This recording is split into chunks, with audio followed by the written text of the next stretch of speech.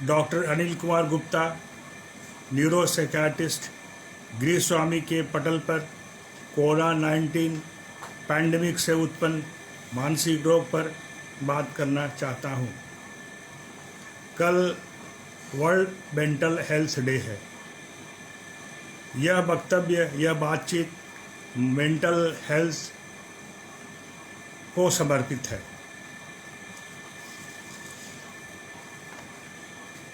Corona से मरने वालों की संख्या 1,50,000 से ज़्यादा है। यह आंकड़ा भारत सरकार के आरोग्य सेतु पर दिखा रहा है। इसके साथ साथ मानसिक बीमारियों में अभूतपूर्व वृद्धि हुई है। इसका एकमात्र कारण है मानसिक तनाव। हम सब जानते हैं कि मानसिक तनाव के कारण 80% मानसिक बीमारियां उत्पन्न होती है। इसके और भी कारण है, बट मानसिक तनाव 80% मानसिक बीमारियों को उत्पन्न करता है। एग्जाम्पल के रूप में anxiety, depression, phobia, bipolar disorder, schizophrenia, ये सब कुछ बीमारियों के नाम हैं। बट इसमें से 3 बीमारियां मुख्य रूप से पैंडेमिक में देखने को मिल रही है। वो है एंजाइटी, डिप्रेशन एंड फोबिया। तनाव के कारण छिपी हुई बीमारियां भी उभर कर ऊपर आ जाती है। जब मन और शरीर कमज़ोर होता है तो शरीर के अंदर छुपी हुई जो बीमारियां हैं वो भी कमज़ोर देख के शरीर और मन को बाहर ऊपर आ जाती हैं और साइंस एंड सिम्टम्स पैदा करती है। पब्लिक हेल्थ एक्शन जैसे सोशल डिस्टेंसिंग, हमें ऐसा लगता है कि हम आइसोलेटेड हैं, अलूफ हैं एंड लोनली हैं। हम अपने मित्रों से, अपने घर के लोगों से मिलजुल नहीं सकते हैं, उनसे बात ठीक से नहीं कर सकते हैं, जो कि हमारे स्ट्रेस को कम करता है। इसके साथ साथ सोशल सपोर्ट, हमें लगता है कि हमें सोशल सपोर्ट की कमी है, तथा फिनेंशियल लॉस भी हुआ है। जैसे किसी व्यक्ति का जॉब चला गया, वो चिंतित है कि उसका घर, उसके बच्चे का स्वास्थ्य, वो कैसे अपने घर को संभाल कर रख पाएंगे। ये एक इम्पैक्ट पैदा करता है उनके दिमाग पर। स्लीपिंग और ईटिंग पैटर्न में बंद के कारण बहुत सारे लोगों में चेंज आया है। मानसिक रोग उत्पन्न करने में ये सारे जो स्ट्रेस मैंने गिनाए, ये कैटलिस्ट का काम करते हैं, मतलब इसको बढ़ाते हैं। एक शब्दों में मानसिक रोग है क्या? यह एक ऐसी स्थिति है जो आपके सोच, थिंकिंग, आपके मूड तथा आपके सोशल बिहेवियर को प्रभावित करती है। हम ये सोचते हैं कैसा अनुभव, हम क्या सोचते हैं, कैसे सोचते हैं, कैसा अनुभव करते हैं, तथा दूसरे के साथ कैसा बिहेव करते हैं, तथा अपने दैनिक स्ट्रेस को और स्ट्रेन को कैसे मैनेज करते हैं।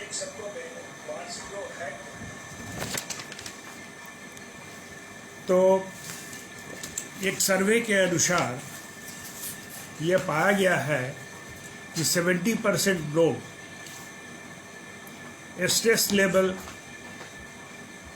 को इंक्रीज पाते हैं। कहते हैं कि उनका स्ट्रेस लेवल बढ़ गया। 45% लोग इमोशनल एंड मेंटल हेल्थ में गिरावट आई है, इसका संकेत देते हैं। 59% लोग ये फील करते हैं कि वो आइसोलेटेड है, अलूफ है, लोनली है। 28% लोग कहते हैं कि उनके स्लीपिंग पैटर्न में बहुत सारे चेंज आए हैं। 22% लोग कहते हैं कि वो अपने दिनचर्या में एक्सरसाइज ज़्यादा कर रहे हैं, उनके रूटीन लाइफ में एक्सरसाइज का, व्यायाम का ज़्यादा कर रहे हैं, क्योंकि उनको बाहर जाना नहीं है, घर के अंदर रखना है, तो समय को व्यतीत करने के लिए करते हैं। और 19% लोग ये कहते हैं कि वे ज़्यादा खाना खा रहे हैं और ज़्यादा सो रहे हैं। तो ये सर्वे के द्वारा यह दर्शाता है कि जो स्ट्रेस है हमारे जीवन, हमारे इस कोविड पैंडेमिक के टाइम में काफ़ी हमारे शरीर और मन पर प्रभाव डालता है। मुख्यतः 3 तरह के रोगों को मैंने अपने day to day clinical practice में मुख्य पाया है। पहला है एंजाइटी, दूसरा है डिप्रेशन, तीसरा है फोबिया। आज ही मैं सुबह में एक पेशेंट को देखा जिसको कोविड हुआ था, उससे एकदम ठीक हो चुका है, उसको कोई फिजिकल प्रॉब्लम्स नहीं है, बट वो मेरे पास आया और कहा कि मैं ये सारे डॉक्टरों से दिखाया हूँ, सारा चेकअप कराया हूँ, बट हमारे दिल में धड़कन है और मैं बहुत चिंतित रहता हूँ कि मुझे कोई और दूसरी बीमारी ना हो जाए। तो क्लिनिकल प्रैक्टिस में ये तीन जो रोग हैं मानसिक, एंजाइटी, डिप्रेशन एंड फोबिया, काफ़ी मात्रा में देखने को मिलते हैं। अब ये प्रश्न उठता है कि एंजाइटी है क्या। ये डे टू डे लाइफ में हम इस शब्दों का बराबर इस्तेमाल करते हैं। एंजाइटी में क्या होता है, कैसे इसका निदान हो सकता है, ये सारी बातें मैं एक एक कर बताना चाहता हूँ। एंजाइटी में सोचने की जो शक्ति है उसमें गड़बड़ी पैदा हो जाती है। जो आदमी एंजाइटी से ग्रसित है वो बहुत ज़्यादा इरिटेबल रहता है, चिड़चिड़ा रहता है, वो किसी भी काम को ठीक से कंसंट्रेट होकर कर नहीं पाता है। जो भी उसका काम है उसको बराबर ये चिंता रहेगी कि किसी न किसी प्रकार की उसको चिंता रहती है। और बहुत सारे सोमैटिक सिम्टम्स, माने शारीरिक सिम्टम्स दर्शाता है, जैसे हाथ में दर्द है, पैर में दर्द है, छाती में पाल्पिटेशन है, नींद नहीं आती है, भूख नहीं लगता है, ये सारे चीज़ों को व्यक्त करता है। तो ये एंजाइटी के कुछ लक्षण हैं जो जनरल लोगों को मैं बताना चाहता हूँ। दूसरा बीमारी है जो बहुत मुख्य है, वो है डिप्रेशन। सभी जानते हैं ये डिप्रेशन से सभी लोग परिचित हैं और ये मानसिक रोग की बहुत ही मुख्य बीमारी है और इसका इलाज ये बहुत आसान है। इससे लोग पूरी तरह ठीक हो जाते हैं। डिप्रेशन में लोग उदास रहते हैं, परसिस्टेंटली वो उदास की स्थिति में रहते हैं, उनको खाना अच्छा नहीं लगता, उनको ठीक से या तो ज़्यादा नींद आती है या कम नींद आती है, या तो ज़्यादा खाना खाते हैं या कम खाना खाते हैं। उनमें स्लीपिंग पैटर्न में गड़बड़ होता है, वो 3 बजे 4 बजे 2 बजे उठ जाएंगे, उसको बोलते हैं अर्ली मॉर्निंग अवेकनिंग। ये बहुत ही इम्पॉर्टेंट सिम्टम्स डिप्रेशन में पाया जाता है। तथा इनमें ऐसा लगता है कि ये जीवन बेकार है, इसमें रहना बेकार है, और वो आत्महत्या की प्रवृत्ति रखते हैं। तो ये डिप्रेशन के कुछ लक्षण हैं जिसके द्वारा ये पता चलता है कि ये आदमी मानसिक अवसाद से ग्रसित है। तीसरा जो मुख्य है उसको हम फोबिया बोलते हैं। फोबिया का मतलब है फियर।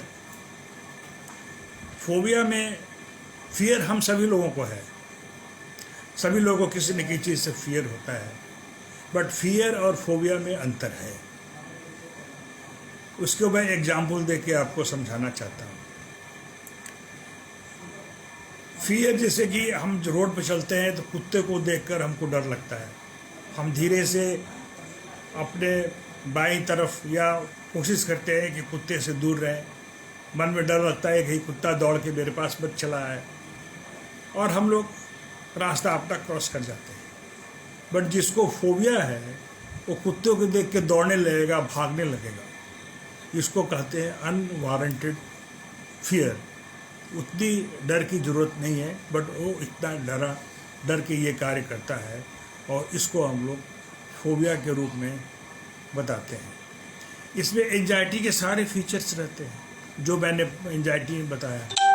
साथ साथ इसमें डर जो है वो पैरामाउंट इम्पोर्टेंस रखता है, और उसी के बल पर इसकी डायग्नोसिस होती है और इलाज होता है।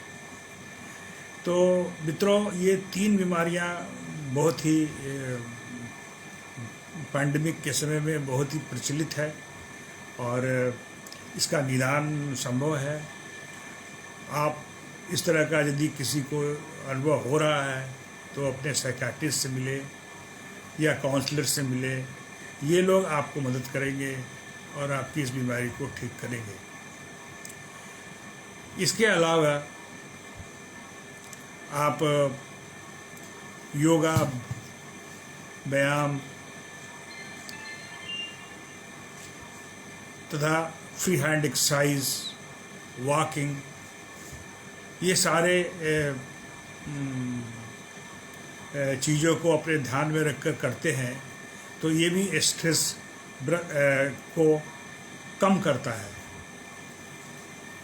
या कोई आपका जो हॉबी है उसमें आप इन्वॉल्व होते हैं तो आपके स्ट्रेस को कम करता है, और बीमारी की जो इंटेंसिटी है उसको कम करता है, और आपको जल्दी अच्छा होने में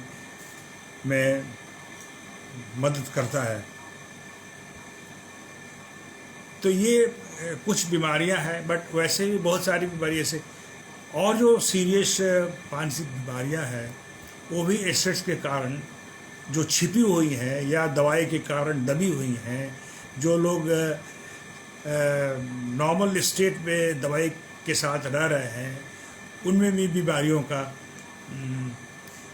इन बीमारियां, स्ट्रेस के कारण ये बीमारियां बृहद रूप से उत्पन्न होती है, और फिर एक दूसरा सिलसिला चलता है। तो मित्रों, मेरे कहने का तात्पर्य यह है कि आप अपने, यदि आपको इस तरह का कोई अनुभव हो रहा है तो आप अपने साइकियाट्रिस्ट से मिलें, उनसे अपना समय देकर उसको इसका निदान खोजें, और जैसा कि मैंने एक्सरसाइज और व्यायाम के बारे में आपको बताया है, करें तो आप अच्छे हो सकते हैं। धन्यवाद। कितना देर बोले हम? I don't know. You want to speak more? No. They need medicine and all that. क्या? मेडिसिन वगैरह की जरूरत पड़ती है? नहीं, मेडिसिन की कोई जरूरत नहीं, हम बोले साइकियाट्रिस्ट से मिलो। ओके, क्वेश्चन आंसर पूछे तो यदि आपके क्वेश्चन आंसर है पूछो।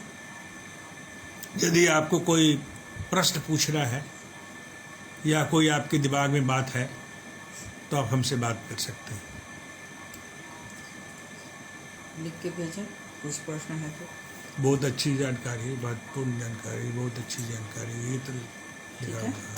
तो ब्रिंग देम ऑन कैमरा मतलब क्या?